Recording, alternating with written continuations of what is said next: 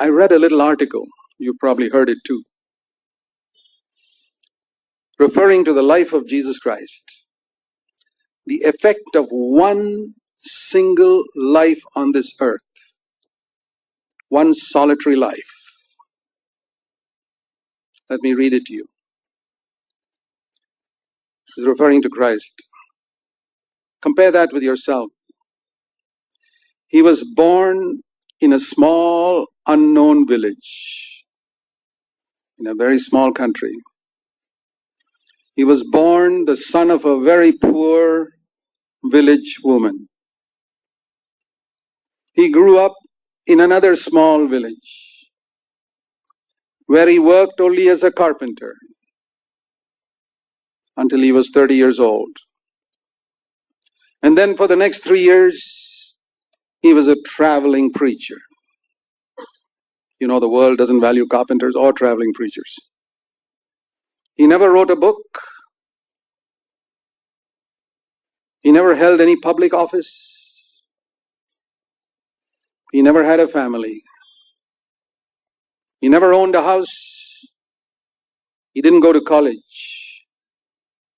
He never visited any big city in the world. He never traveled more than 300 kilometers from his hometown at any time in his life. He never did any of the things that people usually associate with great people, the great things. He had no degrees after his name. He was only 33 when people turned against him. All his friends ran away and left him all alone.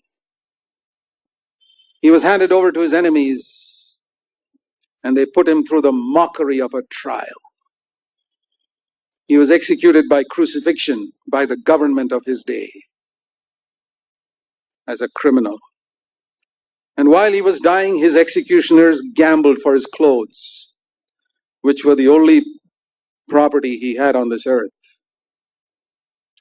And when he was dead, because of the pity of a friend, they loaned him a grave to be buried in. But since that time, 2,000 years have come and gone. But nobody in history has influenced history as that one single man. He's the central figure of the human race, Jesus Christ, the leader of all the progress that mankind has seen in any field. All the armies that ever marched on this earth, and all the navies that ever sailed the seas, and all the governments and parliaments that ever sat anywhere in the world, have all put together, have not influenced the life of man on this earth as that one single life.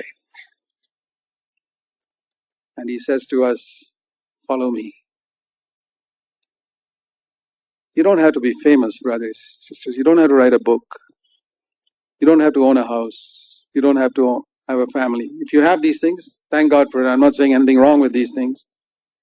I've written books. I've got a house. I've got a family. But what I say is, if I think these things mean anything, it's a question of how you live your life before God. One life can influence millions if you live before God. That's so important.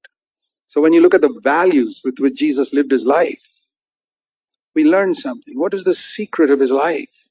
There we can learn how I can build the superstructure of my own life. Almost from the beginning of my own Christian life, more than 50 years ago, I'm very thankful that the Holy Spirit directed me to make the life of Jesus on earth my study. In the Old Testament, they just studied the Bible. Today, I don't just study the Bible. I use the Bible to study the life of Jesus. It doesn't matter if I can't remember all the verses in the Bible.